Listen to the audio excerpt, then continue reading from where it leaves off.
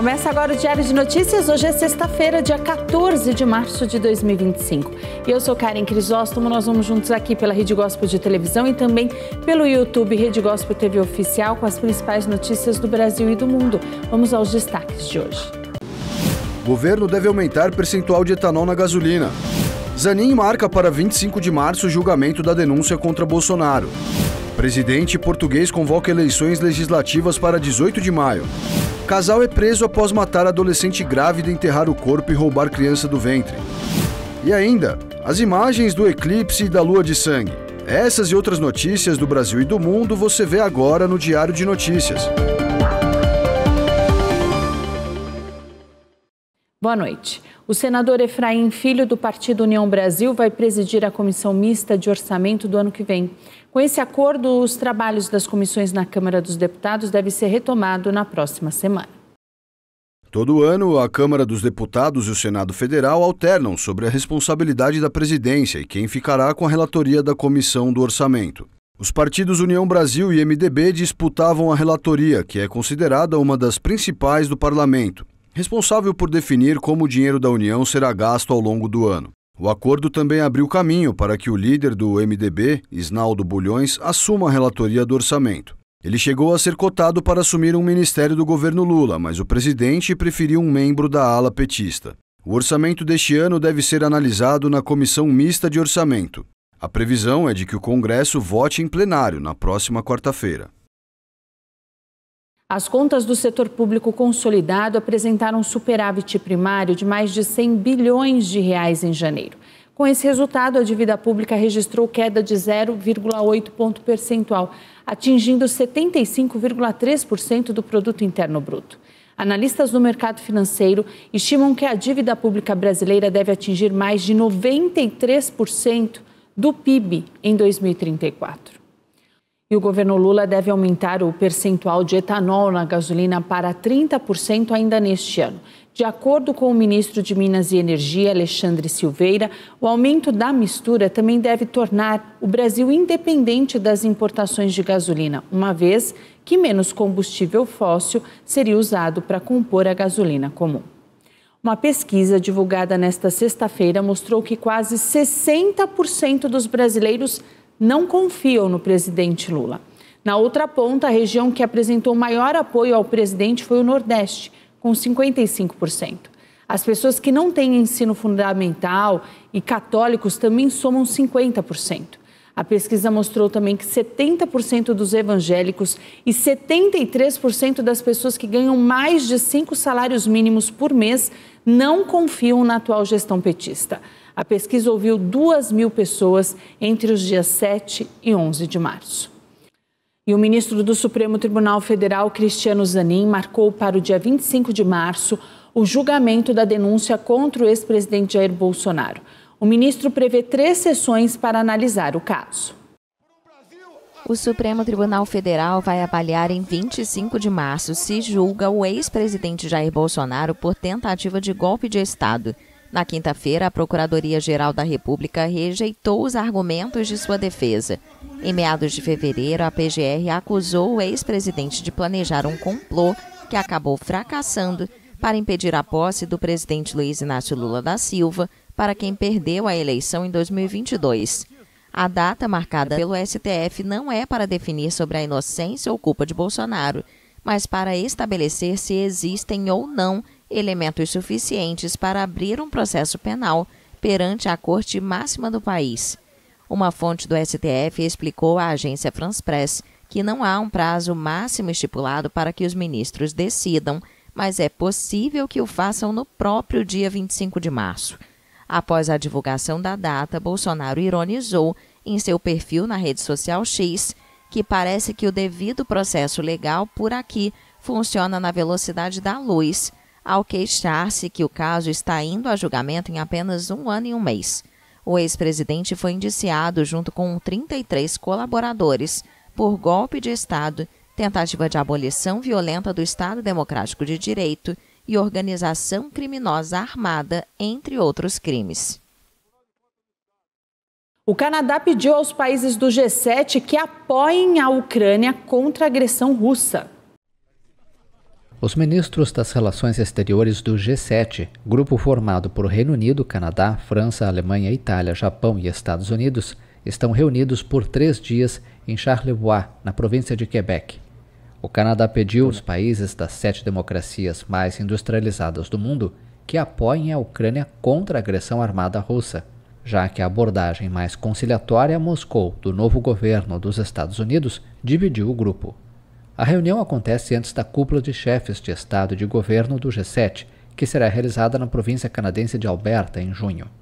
Antes caracterizado por uma forte unidade, o G7 foi abalado pelo retorno ao poder do republicano Donald Trump, que se aproximou da Rússia em plena invasão da Ucrânia e também impôs aumentos de tarifas a aliados próximos. Abrindo a sessão formal do G7, a ministra das Relações Exteriores do Canadá, Melanie Joly, expressou seu desejo de encontrar maneiras de continuar apoiando a Ucrânia. Já a ministra alemã, Annalena Baerbock, disse que só haverá paz na Europa através da força. O secretário de Estado americano, Marco Rubio, expressou o interesse de que o G7 evite usar uma linguagem antagônica em relação à Rússia, por considerar que isso prejudicaria os esforços diplomáticos para pôr fim à guerra. Já o ministro das Relações Exteriores do Reino Unido, David Lammy, disse que o G7 deve se concentrar em garantir que a Ucrânia esteja na posição mais forte possível para alcançar uma paz justa e duradoura. O presidente russo afirmou que apoia uma trégua na Ucrânia desde que leve a uma paz duradoura. Representantes do Kremlin devem receber enviados americanos para falar sobre um cessar-fogo com Kiev. O presidente da Rússia, Vladimir Putin, falou sobre as possibilidades de uma trégua na Ucrânia após a proposta de acordo formulada por Washington e Kiev na Arábia Saudita. Ele afirmou ser a favor do cessar-fogo, mas que há nuances e questões importantes a serem resolvidas. Мы согласны с предложениями прекратить боевые действия. Но исходим из того, что это прекращение... Nós concordamos com as propostas para encerrar as hostilidades, mas acreditamos que o cessar-fogo deve ser um que leve a uma paz de longo prazo e atinja as raízes dessa crise. A ideia em si está correta e certamente apoiamos, mas há problemas que precisam ser discutidos e acho que precisamos falar com nossos parceiros americanos, talvez com o presidente Donald Trump, ligar e discutir com ele. Думаю, что нам нужно и с американскими нашими коллегами, партнерами на этот счет переговорить. Может быть, с президентом Трампом созвониться и вместе с ним пообсуждать. As declarações ocorreram após um encontro com o presidente bielorrusso Alexander Lukashenko, um dos principais aliados de Putin. O presidente russo também afirmou que os próximos passos em direção a uma trégua vão depender se o exército vai conseguir expulsar completamente as forças ucranianas da região russa de Kursk. O presidente russo Vladimir Putin conversou hoje por telefone com o príncipe herdeiro saudita Mohammed bin Salman sobre o possível cessar-fogo na Ucrânia. O Ministério das Relações Exteriores da Arábia Saudita expressou apoio a todas as iniciativas. Os dois líderes também mencionaram a importância da cooperação bilateral para a estabilidade do mercado mundial de petróleo. Israel realizou um ataque aéreo contra um centro de comando da Jihad Islâmica em Damasco, na Síria. Uma pessoa morreu. Israel realizou um ataque aéreo contra a capital síria, Damasco. De acordo com o exército israelense, o alvo foi um centro de comando pertencente à Jihad Islâmica Palestina, grupo que lutou ao lado do Hamas contra Israel em Gaza antes do início da frágil trégua em janeiro. Um monitor de guerra relatou uma pessoa morta, enquanto a agência de notícias oficial síria Sana informou que 3 civis ficaram feridos, incluindo uma mulher em estado crítico. Uma fonte da Jihad Islâmica disse que um prédio pertencente ao movimento, mas fechado há 5 anos, foi atingido por aviões israelenses, acrescentando que havia mártires e feridos no local. Esta manhã atacamos um quartel-general da Jihad Islâmica no coração de Damasco. Fizemos isso porque temos uma política clara. Quem nos ataca ou planeja atacar, nós os atacamos. E isso se aplica não apenas na Síria, se aplica em todos os lugares, também no Líbano. Na semana passada matamos 5 agentes do Hezbollah porque eles violaram o acordo. E estamos aplicando este acordo com grande firmeza. Segundo a agência Sana, o bombardeio atingiu um escritório que havia sido abandonado desde a libertação de Damasco, quando rebeldes derrubaram o presidente Bashar al-Assad em dezembro. equipes de segurança e de resgate foram mobilizadas no local, que ficou com a fachada completamente destruída. A diplomacia russa anunciou que abriu sua base militar na cidade de Himemim, na Síria, para acomodar mais de 8.000 pessoas que fogem dos massacres no oeste do país. De acordo com o Observatório Sírio para os Direitos Humanos, pelo menos 1.383 civis morreram em ações das forças de segurança sírias e grupos aliados desde 6 de janeiro, em uma área densamente povoada por alauítas no oeste da Síria. O ex-presidente Bashar al-Assad, que era aliado de Moscou e se refugiou na Rússia depois de ser deposto por uma coalizão liderada por islamistas, pertence a essa minoria religiosa. O grupo terrorista Hamas confirmou hoje que vai libertar mais 4 corpos após concordar em retomar as negociações de acordo com o cessar-fogo. O refém norte-americano Edan Alexandre também será liberado. Não há ainda uma data oficial para que isso aconteça.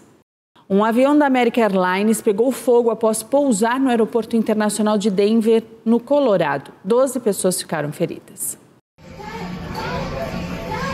Um avião da American Airlines pegou fogo após pousar no aeroporto internacional de Denver, no Colorado. O voo 1006, que seguia do Colorado para Dallas, foi desviado para o aeroporto internacional de Denver após vibrações no motor, de acordo com a companhia aérea e a Administração Federal de Aviação.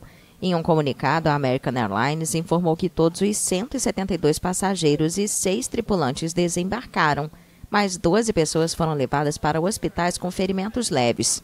O caso ocorreu em meio a preocupações de segurança após uma série de incidentes e tentativas do governo do presidente Donald Trump de cortar custos nas agências de aviação dos Estados Unidos. O presidente Donald Trump afirmou que vai anexar o território dinamarquês da Groenlândia. Ele afirmou também que esse movimento vai aumentar a segurança internacional. O presidente dos Estados Unidos, Donald Trump, recebeu na Casa Branca o secretário-geral da OTAN, Mark Rutte. O encontro no Salão Oval tinha como pano de fundo a intenção de convencer o republicano a manter o apoio à aliança militar e à Ucrânia. Ao que tudo indica, a tarefa não será fácil para Rutte. O presidente americano deixou no ar a dúvida se Washington defenderia os aliados que não aumentarem seus gastos em defesa, ao que foi informado que países como Reino Unido e Alemanha estão se comprometendo a aumentar as despesas. Na sequência, foi a vez de Trump falar de seu plano de anexar a Groenlândia, território autônomo dinamarquês rico em recursos. Bem, eu acho que vai acontecer. E estou pensando, não pensei muito antes, mas estou sentado com um homem que pode ser muito decisivo. Você sabe, Mark, precisamos disso para a segurança internacional. Não apenas segurança, mas internacional. Temos muitos de nossos atores favoritos cruzando a costa e temos que tomar cuidado. O antigo primeiro-ministro holandês disse que este é um problema no extremo norte do Ártico, destacando que chineses agora estão usando essas rotas e que os russos estão se rearmando. Rutte ainda afirmou que é fundamental que os 7 países árticos, com exceção da Rússia, colaborem sob a liderança dos Estados Unidos para garantir a segurança dessa região e dessa parte do mundo. Sobre a guerra entre Rússia e Ucrânia, Trump reagiu aos comentários feitos mais cedo pelo presidente russo Vladimir Putin, que se mostrou favorável a uma trégua de 30 dias, mas com nuances, acrescentando que gostaria de tratar a questão diretamente com o magnata. Ele fez uma declaração muito promissora, mas não estava completa. E sim, eu adoraria me encontrar com ele ou conversar com ele. Mas temos que acabar com isso rapidamente. Vocês sabem, todos os dias pessoas estão sendo mortas. O chefe da OTAN apoiou os esforços de Trump para negociar um acordo de paz, destacando que romper o bloqueio foi crucial.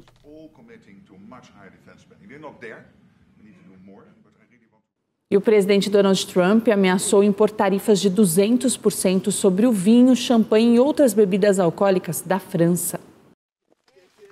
Depois do aço e alumínio, o presidente dos Estados Unidos, Donald Trump, pode impor tarifas de 200% sobre vinho, champanhe e outras bebidas alcoólicas da França e de outros países da União Europeia.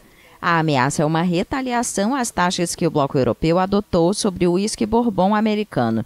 Em sua rede Truth Social, Trump afirmou que se a tarifa não for retirada imediatamente, os Estados Unidos aplicarão em breve uma tarifa de 200% sobre todos os vinhos, champanhes e produtos alcoólicos da França e de outros países da União Europeia. O bloco europeu respondeu na quarta-feira às tarifas de 25% dos Estados Unidos sobre o aço e alumínio, renovando as tributações sobre os produtos americanos que havia introduzido em 2018 e 2020 e posteriormente revogado. E complementou essas medidas com um novo pacote de tarifas sobre os produtos americanos, incluindo o uísque Bourbon, as motos Harley-Davidson e os iates. O presidente republicano considerou que essas tarifas de até 50% são repugnantes e acusou a União Europeia de ser uma das instituições mais hostis e abusivas do mundo em suas políticas tributárias e tarifárias. Ele também reiterou que o bloco europeu foi criado com o único propósito de se aproveitar dos Estados Unidos. O presidente de Portugal, Marcelo Rebelo de Sousa, anunciou a dissolução do parlamento e a convocação de eleições antecipadas para 18 de maio. O presidente de Portugal, Marcelo Rebelo de Sousa, anunciou a dissolução do parlamento e a convocação de eleições antecipadas para 18 de maio. A medida ocorre após a queda do governo de Luís Montenegro devido a um suposto caso de conflito de interesses. Em um pronunciamento na televisão, o presidente conservador justificou a decisão como uma medida para garantir a estabilidade do país e afirmou que 18 de maio foi a data preferida pela maioria dos partidos.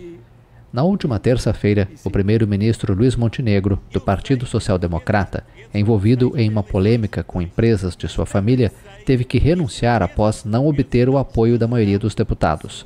A crise foi provocada por uma empresa de propriedade de sua esposa e filhos, que tinha contratos com várias empresas privadas, incluindo um grupo cuja atividade está sujeita a concessões feitas pelo Estado.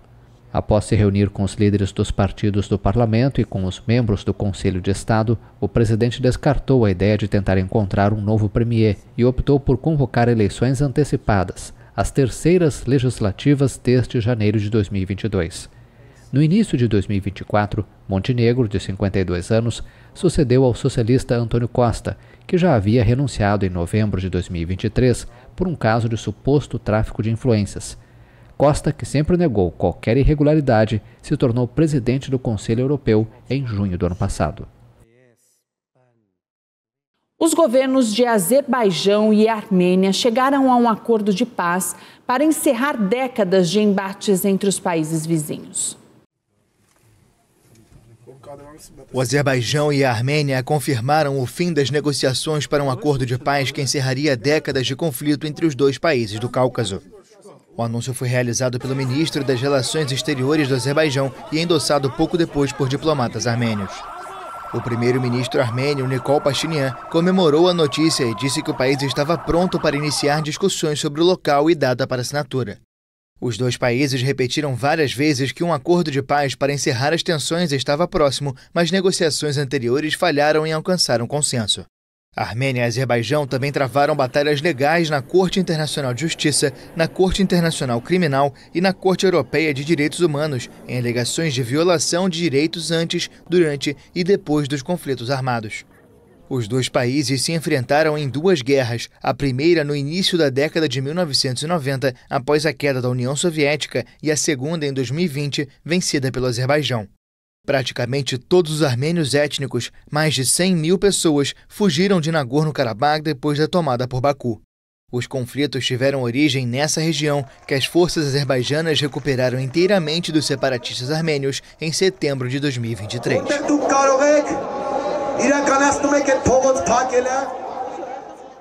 O jornalista atingido durante os protestos na Argentina está em estado crítico.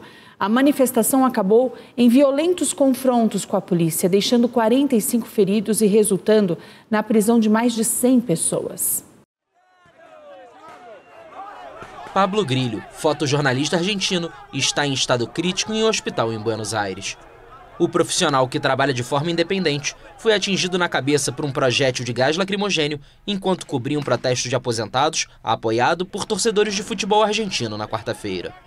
Seu pai, Fabian Grillo, afirmou que uma cirurgia salvou a vida do filho, que agora começa a possível recuperação e que os médicos realizariam outra intervenção ao longo desta quinta-feira para medir a pressão do outro lado do cérebro. O protesto da véspera acabou em violentos confrontos com a polícia, deixando 45 feridos e resultando na prisão de mais de 100 pessoas. Os embates começaram no meio da tarde, quando os manifestantes desafiaram os cordões policiais que buscavam desobstruir as vias em frente ao Congresso. Panelaços foram ouvidos em repúdio à repressão em vários bairros de Buenos Aires. O prefeito da capital argentina, Jorge Macri, disse que grupos violentos altamente organizados provocaram os distúrbios e apontou que os danos chegam a quase R$1,5 milhão. O Ministério da Segurança afirmou que pessoas foram detidas portando armas de fogo e armas brancas, acrescentando que vai ser solicitado aos clubes que expulsem todos os associados que participaram da marcha. No próximo bloco, chuva derruba a árvore de 255 anos em São Paulo e um ônibus é sequestrado na Avenida Brasil, no Rio de Janeiro.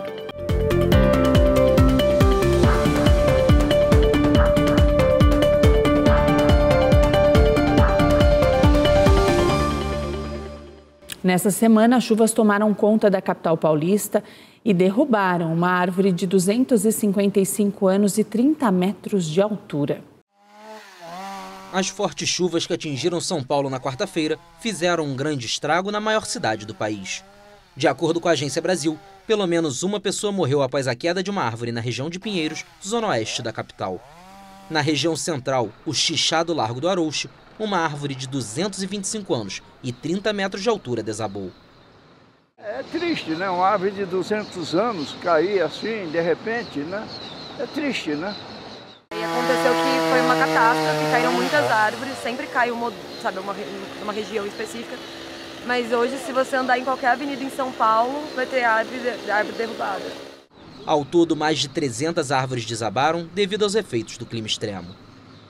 É uma mudança climática, a gente não está preparado definitivamente. Está acontecendo um apocalipse, parece. E é isso, a humanidade não se preparou para esse momento, a gente continua poluindo, a gente continua consumindo excessivamente, sem cuidar do meio ambiente e a gente está colhendo todas as transformações negativas. A Enel, concessionária de distribuição de energia elétrica, relatou que 176 mil domicílios ficaram sem energia. Uma carreta bateu e derrubou uma passarela na rodovia Anchieta, próximo a Cubatão. Parte da rodovia foi liberada na manhã de hoje. A sexta-feira começou com muito trânsito para quem ia em direção ao litoral paulista pela rodovia Anchieta. O local ficou interditado por quase 12 horas após uma carreta bater e derrubar uma passarela de pedestres na altura de Cubatão. A concessionária Ecovias liberou a via por volta das 6h30 da manhã, mas teve mão invertida para operar no sentido litoral e permitir a saída dos veículos presos no trânsito. O acidente aconteceu na altura do quilômetro 52, na noite de quinta-feira, e imagens mostram os escombros da passarela. Segundo informações das autoridades, ninguém se feriu.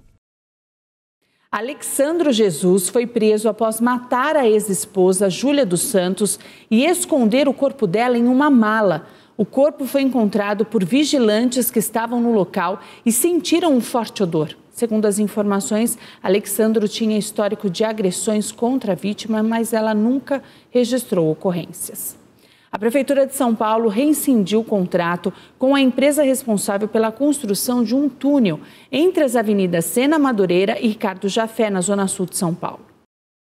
De acordo com o ofício do secretário executivo de Mobilidade e Trânsito do município, Gilmar Pereira Miranda, a decisão foi tomada a partir de manifestações da assessoria técnica e da assessoria jurídica. Além da rescisão unilateral do contrato, o secretário também determinou ao consórcio que promova as medidas necessárias para a recomposição da Avenida Sena Madureira com a devolução da via ao estado anterior ao início da obra e efetue a desmobilização do canteiro de obras. A obra estava orçada em quase 220 milhões de reais e foi alvo de protestos de moradores da região. O projeto do túnel previa a retirada de árvores e também mudanças na região.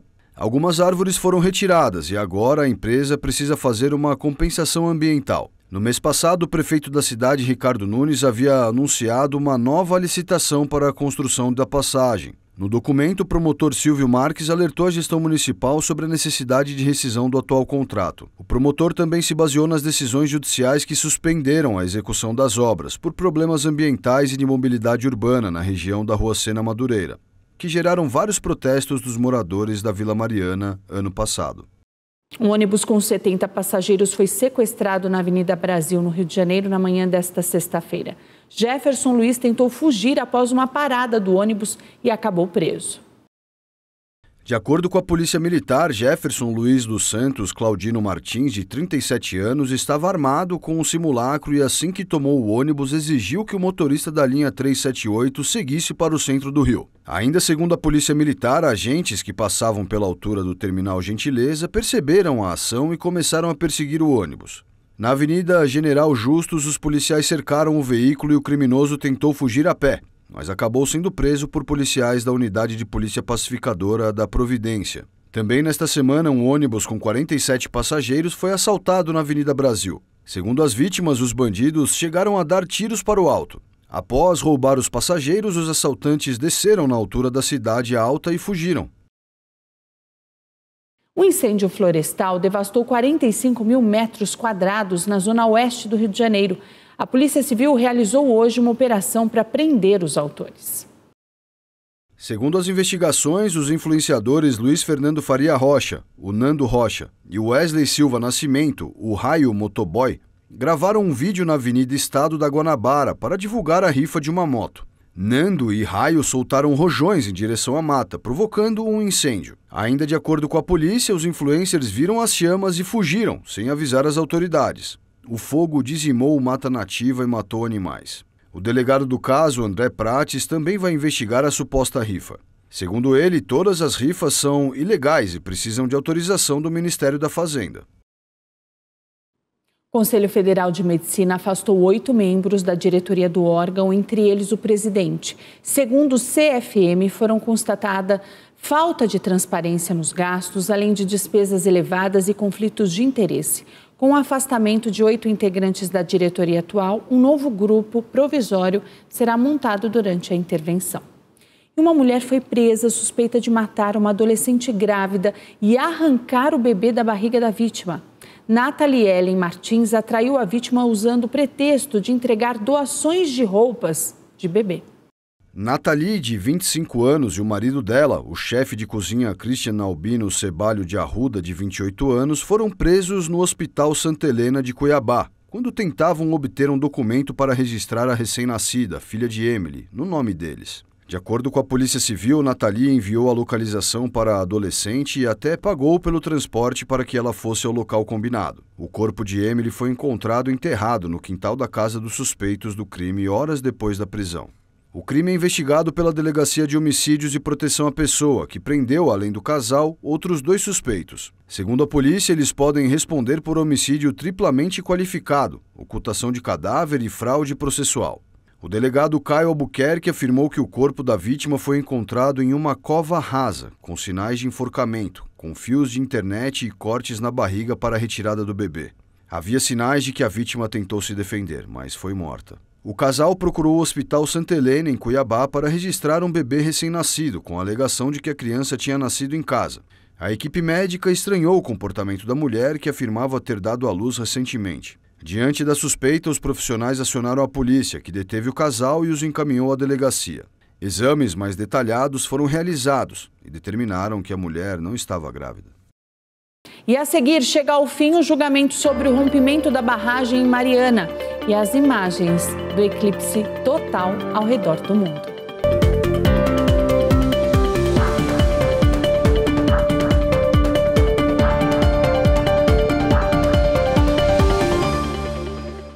Com problemas de capacidade hoteleira, o governo federal anunciou que a cúpula de chefes de Estado e de governo da COP30 será realizada nos dias 6 e 7 de novembro, antes da Conferência da ONU. O governo federal anunciou que a cúpula de chefes de Estado e de governo da COP30, na cidade de Belém, no Pará, será realizada nos dias 6 e 7 de novembro, antes da Conferência da ONU sobre o Clima. A cúpula faz parte da COP e a antecipação é uma decisão do Brasil, disse Walter Correia, secretário do governo, para a Conferência Climática. Isso nos dá tempo para uma reflexão mais aprofundada, sem a pressão da rede hoteleira ou da cidade, além de ajudar a organizar melhor a abertura oficial do evento, acrescentou. Segundo uma fonte do governo, a mudança vai permitir que os delegados, uma vez concluída a cúpula, se concentrem completamente nas negociações para a declaração final. Alguns delegados reclamavam que o encontro lhes tirava dias de negociação, justificou a fonte. Normalmente, esse encontro acontece dentro do calendário da conferência. Após a cúpula, a COP30 será realizada de 10 a 21 de novembro em Belém. Os preparativos avançam com numerosas obras de infraestrutura para garantir que a cidade, com limitada capacidade hoteleira, possa receber até 50 mil pessoas. Chega ao fim o julgamento do rompimento da barragem de Mariana em 2015. O veredito deve sair somente nos próximos meses. O julgamento contra a mineradora australiana BHP pelo rompimento em 2015 da barragem de Fundão, em Mariana, Minas Gerais, termina nesta quinta-feira em Londres, mas o veredito só será anunciado em alguns meses. Os autores da ação são 630 mil pessoas afetadas que recorreram à Justiça Britânica por discordar dos processos julgados no Brasil.